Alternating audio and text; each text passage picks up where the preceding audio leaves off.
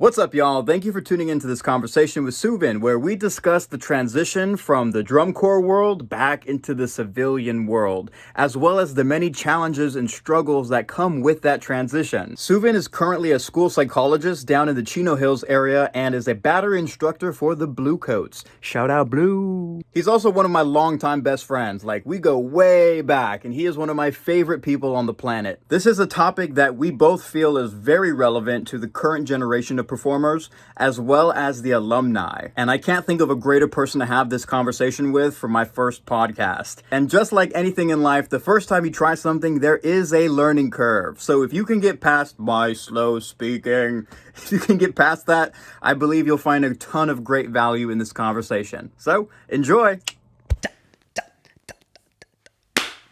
Damn, that was clean though. That was really good. That was clean. Our topic today is going to be about life after drum corps, that transition from a drum corps setting back into the civilian world. And that's been something we talked about for a long time. Yeah, and it's a discussion that we kind of talked about, and it was brought up because we witnessed from our own experiences when we did drum corps and then we, stopped doing it or aged out. There was a transition that we experienced from the grind into the real world, like you said, and having to use the skill sets that we had developed in the drum corps setting and using that towards our careers or our education or whatever it might be that we pursue afterwards. We also witnessed our friends and our peers struggle with that. We had our own struggles, but some people struggled more, where they didn't have the information or the ability or the support to use what they learned in the drum corps setting in everyday life. And sometimes they stalled out and they wouldn't be able to move forward. And that was difficult to see. And we worked with people that went through that. But it's something that is kind of a quiet issue that happens for a lot of people that go through drum corps and then they age out. And, you keep up with people that you experience drum corps with, but a lot of times, students aren't talking about the struggle that they're going through afterwards and how they're dealing with that. So hopefully this conversation is cracking that open a little bit more and just shedding some light on it. Yes, totally. And I have had my own experience. Like when you're in a drum corps, you have this very strong sense of purpose. You wake up driven to pursue excellence every single day, no matter what setting. And then you age out and you're on your own. I'm sure I'm not alone in going through that phase where you feel this lost sense of purpose. What do you think contributes to that loss of purpose? Yeah, the difficulty is just that there's a very clear end game when you're in a drum corps, and that's what you sign up for. You sign up to be competitive, but you also sign up to hone your craft and be the best at what you're doing. So whatever category you might fall into, there's a clear end game usually, right? So when you transition out of drum corps, that sense of purpose isn't there or defined for you or given to you. You may want to be in a drum corps because you're good at your instrument or you want to be better at your instrument. You want to experience what that's like at the highest level. Once you join the group, then definitions for what the goal is for the organization are given to you or defined together with the staff and the leaders and the rest of the peers that you're with. So all of a sudden, when you age out or you stop marching, you're in a position now where no one's defining that for you. You have a lot of autonomy about what your life looks like next, but you just came out of this cycle, maybe 1 year, 2 years, 3 years, 5 years of having that defined for you. You may have a little bit of rust around your decision-making skills about what's next and what you want to pursue next and how to structure your life in a way that gets that end goal because it was structured for you for so long. Yeah, in a drum corps setting, we've talked about how you don't really need to make decisions for yourself. All your Right. decisions are already made. You just have to do them. But then once you're out of there, you suddenly have to structure your entire life from the moment you wake up till the moment you go to bed, lights out, and it is on you to make those decisions. Yeah, you don't wake up and see what your life is going to be in the next 24 hours on a whiteboard on the food truck anymore, right? Yes. where every hour or even smaller intervals are broken down for you as far as what your purpose is and what you need to do. That's done for you. And I think it's important to lean into why that's done for you. I think maybe, I don't know how that started, if it's just a logistical thing, like we need as an organization to have everybody understand what the day looks like so that they can do it and it's fluid. There's no hiccups and we're efficient throughout the day so we can get to that end goal that we're fighting for to create a great production. But something that also happens as a result of cutting out the variables or cutting out the decision making for members in a drum corps is that when you don't have to make decisions about when to wake up, when to sleep, when to eat, when to use the restroom, when to shower, when you have breaks, when you don't have to make those decisions for yourself, it gives you a lot more bandwidth in your mind and your effort to be able to focus towards the craft that you're honing, right? So if you're a drummer like we both are, I don't need to make any of those decisions. So I'm just going to follow the program or the schedule, but I'm going to be the best at the drum that I'm playing or be the best marcher that I can be, just the best member overall, because I don't have to worry about anything else. It's all been told for me. Someone's going to tell me when to stop doing that and when to just, go take care of my needs Yeah. for an hour, and then when to stop taking care of my needs for for a 3 or 4 or 5 hour block, and then go do the gig. So that's something that you see in a lot of settings where we're trying to get the most out of the human being, where decisions are made for them, those extra variables, so that they can be the best at what they're doing. So, what would the process look like to help people make these decisions for themselves outside of rehearsal? So another setting where a lot of those variables or decisions are made on behalf of the members is like a military setting. I was lucky in my undergraduate career. My last class that I took for my psych degree was with Dr. Elena Claus. She ran a class that was all about military veterans transitioning from combat to the civilian world. Because there's plenty of research and data that shows us that veterans are under supported and underserved after they serve us, by protecting us, and protecting the country. When they're in that military setting, there's a sense of community that they get with their fellow military members, right? They all have a common purpose.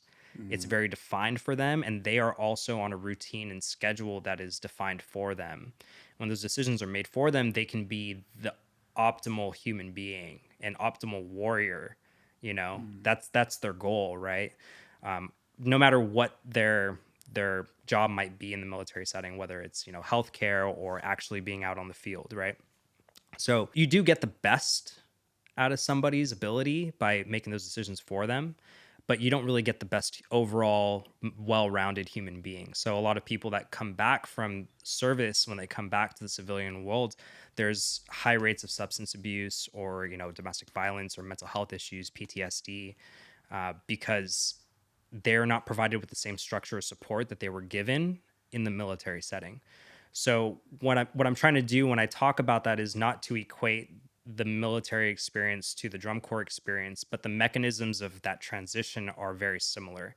Where you go from a place, when you're doing drum corps, where you have a lot of structure in your life, someone's telling you exactly what to do, and the variables aren't there that you have to worry about, and then you go to a place of no structure. Or at least if there is structure, it's totally self-imposed. It's not something that's told to you. And so that same mechanism is occurring and you face similar issues. It may not be on the same scale, but it does affect you.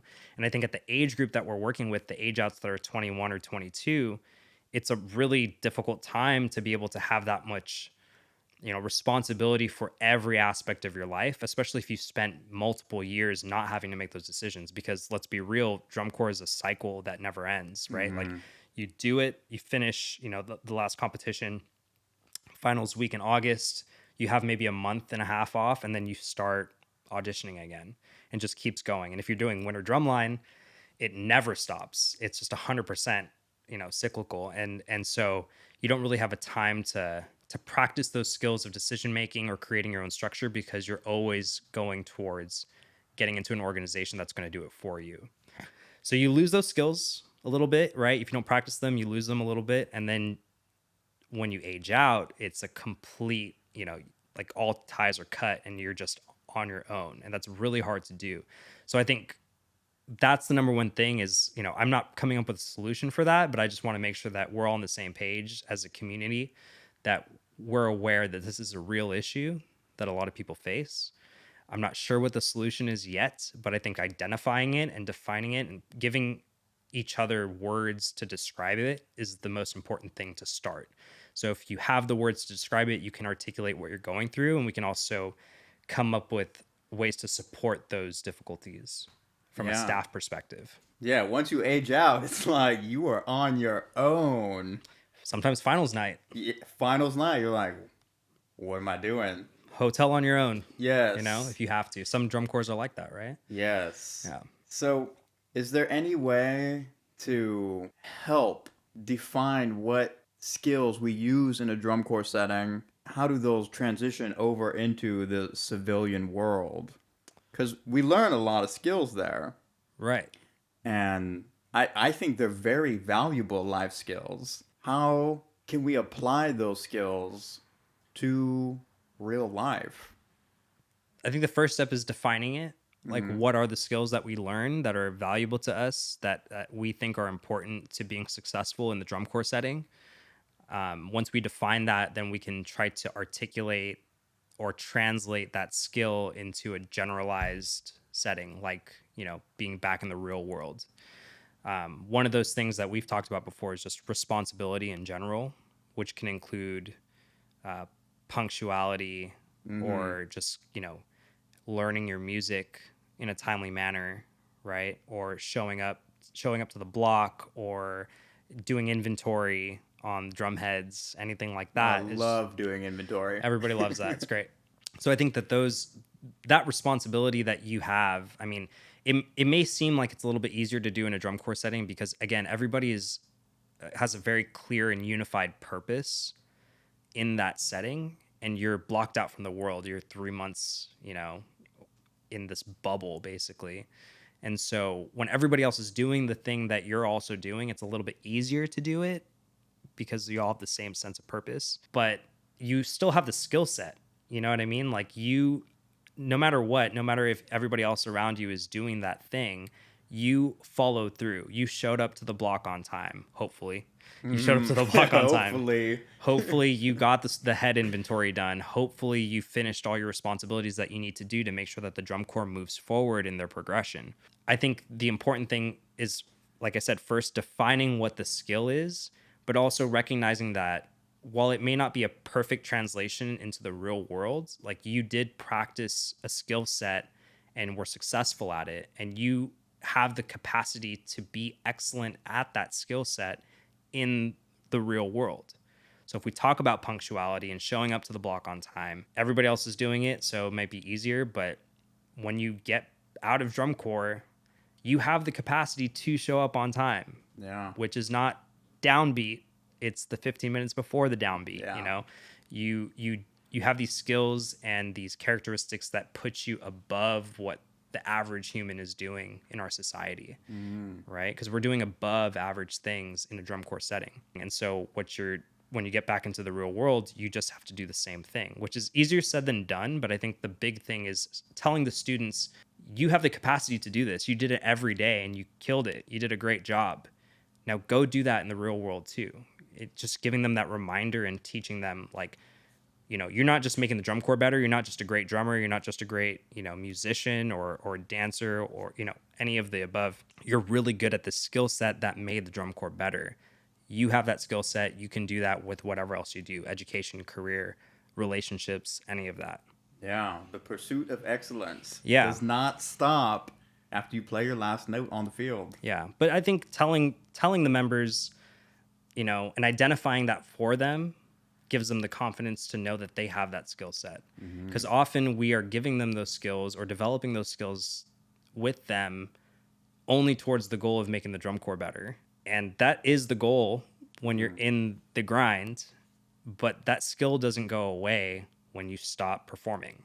You still have that skill set if you can identify it and continue to actively make it grow. Right. That's really the important part there, is not losing it because you never self-identified it. You weren't aware of it. Yeah. So the skill set in a drum corps setting looks different in real life. Like it looks different, it feels different, but the skill itself is still the same. I think so. Yeah.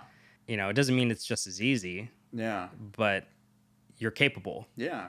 Can we are there any other skills you can think of aside from like responsibility and punctuality? I think pushing yourself is another one too. And I know it sounds really Yes. general, but it goes in a lot of different directions. Like you can break it down into like mentally pushing yourself and physically pushing yourself. There's a pretty common thread between those who do drum corps, that what you do physically usually is beyond what you think you could have done, and you finish the season looking back thinking that was awesome. Like I did way more than I thought I could. I'm Mm-hmm. proud of myself. I pushed myself Yes. beyond what my mind let me think I could do. Yeah, that's such a great feeling at the end of the year when you look back and you feel proud of yourself for like persevering Right. through some of the hardest times you've probably ever experienced in your life. Right. And you did that. Hmm. That's really important to remember. You did that. You pushed yourself. I mean, there were people around you that did it with you, which made it a little bit easier, because Hmm. when you want to sit out during the block and you look at the person next to you carrying a set of quads and they're also dying, but they're pushing themselves too, you have a little bit more gas in the tank to be able to do the next rep. And so there is that social aspect of being supported by people that are, again, working towards a common goal, and there's a sense of community and a sense of loyalty that you develop there, Yeah.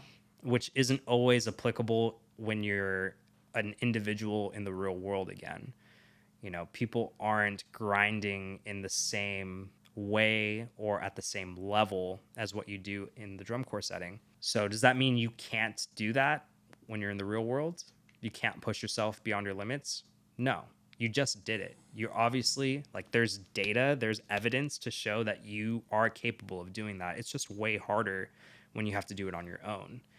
So I think just reconciling those two things that are seemingly oppositional to each other, both being true at the same time. It's very hard to do this by yourself when you're an individual as opposed to being in a community or a group, but that you can do it. You have the Hmm. capacity to do it, but it's very difficult. Those two things, just marrying them together and understanding that it's going to be hard, but I can do it, and trying to apply that in your everyday life, it would be beneficial for you. And again, it's not easy, but it's possible. And that requires discipline, Right. the discipline element. Yeah, totally. Which is something that you also develop during drum corps. Yeah. You're disciplined all the time. Uh-huh. There's a clear structure of authority too, which you may not have when you leave drum corps. You know who your staff is. The staff have caption heads. The heads have designers. They have the directors. So there's a clear hierarchy of what to do, or who to listen to, and where to get your instruction. So everything that we've talked about so far, just different areas of skill sets that you've developed to be great in the drum corps setting, right? That there could be a million different things. You can break them down into general, huge categories, or very narrow band types of skills.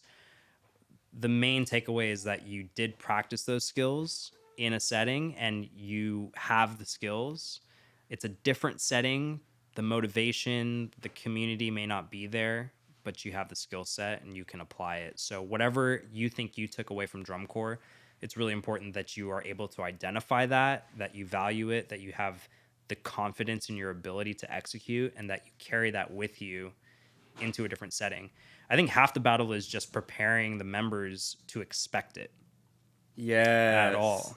Yes. You know, Because it comes as a shock to the system once you're out of there. yeah, it can be a shock to the system. You may go through it. You may experience it as post-tour depression. Yeah. I have felt that before. Totally. You're just like in this slump for like a month Yeah, at a time. and it's rough.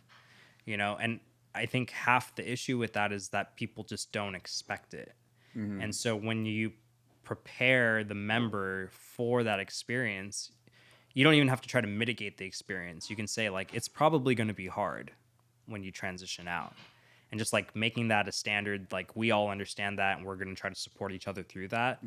It takes away the stigma of that feeling, and it prepares the member to experience it so that they can hopefully work through it and then start making moves to, realign their life or get a sense of purpose established again, which can be really hard. So I think, again, just defining it for the members, making sure that there's a conversation about it like we're having right now. I think this is just, if anybody's listening to this, hopefully it's helpful to them, that they don't feel crazy for experiencing what they did after aging out or after finishing a season. It's very normal. Yeah, we're all crazy. Everyone who does drum corps is a little crazy. Always. It's okay. Yeah, for sure. And I think just knowing that is helpful in itself. There's for sure things that we can do in the future to further mitigate the issue. Like we can create curriculums to help make that transition on a more formal basis. The way drum corps is set up right now, it's very difficult to do that because we take every waking moment that we have to use, as an opportunity to get the members to work towards the show. You can't take a random block during the week to just talk about, hey, we're just going to stop working on the show for a second and talk about what it's going to be like when you go back to the real world. Yeah, especially like finals week, it's tough. It's hard, yeah. And if you want to do it that late in the season because it's preparing them for what they're about to expect, you don't want to do it too early because then they're going to forget about it. It's not relevant to them. They're still in the bubble. So why bring it up? It's just going to sidetrack them, So while it might be better for their health overall, their mental health overall, to talk about it, it just doesn't quite yet fit into how drum corps seasons are structured right now. I don't have the answer to that, except the only thing I have to say on that is that there's a problem there. And I'm not sure what the solution is. But again, I think just equipping the members with, this acknowledgement that, hey, this is going to be hard when you transition. And then also giving them some information and some reminders of, these are things that you developed in your drum corps experience, no matter where you marched. Remember that and apply it to what you're about to do, whatever it might be. Yeah, sometimes all we need to do is just remind them. I don't know if it's all we need to do, but it's the first thing we need to do. Yeah. Right? Like, we're starting from nothing here. This is a topic that, like, is not really valued by anybody. It's not part of any curriculum as far as I know. We are not actively preparing members to deal with life after drum corps. But you and I think a lot of other people in this activity, especially this generation, is starting to acknowledge and recognize that transition is problematic. And we are not supporting people that have done so much for an organization and have worked so hard. We're not supporting them in their ability to use their skills in a more generalized setting, like their schooling or their work or their relationships. We just don't talk about that. Maybe we feel like it's outside of our scope, but it's not. Most of what we do at this level of teaching, taught with you at the Bluecoats for a few years and taught high schools with you, what we did together, I think you would agree with me that most of what we do is not drumming related. It's managing personalities and teaching them things like values and systems of practice that let them be good at the thing that they're trying to do. But it's applicable to many other things besides the drumming, so. Yeah, we're working to build and develop great human beings, because a great human being is going to be a great marching percussionist. Right. You can't necessarily say the opposite. Yeah. In fact, if you're not getting along with the people that you're drumming with, you're probably not playing the best you can with them, because you're not yielding to what they need you to do. You're not a team player. And if you take that into a corporate setting, you're not going to get the project done, and someone's going to be like, this guy's super hard to work with and we can't work with him anymore. And he's not going to be on our team anymore, so you have to be able to practice the skill, but also work with people, Yeah, I definitely feel like people who come from a drum corps background have an edge over the competition in the real world once they know how to harness those powers, because one, you develop all those various skills, whether that be like responsibilities, accountability, being able to push yourself, but you are passionate about something, because you're not going to do drum corps if you're not passionate about it. Yeah, you're not going to commit, 3, 6, 9 months of your life And towards this pay thing. for it. Yeah, and then pay thousands of dollars to do it. Yeah. Right. And so when you're able to, spend time honing in on your craft that you are passionate about, and you go into an interview, you understand how to speak passionately about something that connects with whoever is interviewing you. I consider interviews to be auditions. Totally. They're the same thing. Absolutely. They're the same thing. I just had an interview and I kept calling it an audition to people. I was like, I have an an interview coming up, because that's what it feels like. Yeah. You take your skills that you have and you're presenting it to someone and trying to be compelling about what you're capable of, letting them know that, hey, this is what I can do. This is just a snapshot of that. If you can get a sense of who I am through this interview or this audition, you're going to know that I can just kill it with whatever responsibility you give me. Mm-hmm. If you feel that from me in this small sample, that it's going to come through for you on a bigger scale. Yeah. It's powerful. And I totally agree. I think if you do drum corps, you have that edge. But not everybody comes out of the drum corps experience believing that about themselves. So we have to explicitly instruct them about it. Yeah. And let them know. Yeah. They may not believe in themselves, but it's there. Totally. It's there. And once they can accept that it's in them, like acceptance in that is the hardest part. Mm-hmm. They can accept that it's a part of their soul. It's part of their spirit. The opportunities out there are infinite. Yeah, to be passionate about. Mm-hmm. You can be passionate about anything you want, and if you are, you can be really great at that thing. Yeah, at anything. Anything, whatever it is. You just have to have that love for it. Yes. Yeah. That's so great. And hopefully you're getting paid for it instead of Yeah. paying for it. Yeah. But really you can take that, it's as an investment. You pay to do drum corps to develop that skill set, and then you flip it on its head and you have that same passion and work ethic, and you put it towards a career or your education, and it ends up paying you. Because you are so good at what you do. Mm-hmm. You have the capacity to do that. And it doesn't matter what it is. I don't want people to get the sense that it has to be you're a CEO, or you have to be, you have to have a master's degree or a PhD. You can clean houses. You can, do anything you want to do. It can be literally anything. Just be great at it, right? Mm-hmm. And if you're happy doing what you want to do and you're the best at it, there's a lot of satisfaction out of that process. If it meets your needs financially and from a passion standpoint, then you're good. Mm-hmm. You're set, and you're the one that's going to get hit up for the job, no matter where you're at. So just like you were chosen for the drum corps that you auditioned for, someone chose you. I think that's another thing that a lot of people forget. It's you were chosen for the spot. You didn't fall into it by accident. There are certain circumstances where it feels like that, but really at the end of the day, you were chosen by somebody. So choose yourself every day, when you get back, Yeah, I like that. Choose yourself. Yeah, you should. You deserve to. Mm-hmm. Yeah. And if you don't believe you should, someone chose you. And they invested a lot into you and thought you could make them the best in the world. So, yeah, you have the capacity to do that. I like that. I think that's a good note to end on. I like that. Choose yourself. If anybody has any further questions, or they want to just ask you something, where can they reach you? Is that okay to do? Yeah, absolutely. You can hit me up at my first name, Suvin, Suvin, at bluecoats.com. You can email me there and send questions. I'm definitely going to collaborate with you on any questions that I do get. And again, I want to blanket this entire conversation with, there are no clear solutions yet, but the goal here is just to talk about the subject and uncover it and make it, important to everybody. Yeah. Everybody should value this, and we may not have a clear solution yet, but let's at least identify the problem together, because it's complicated.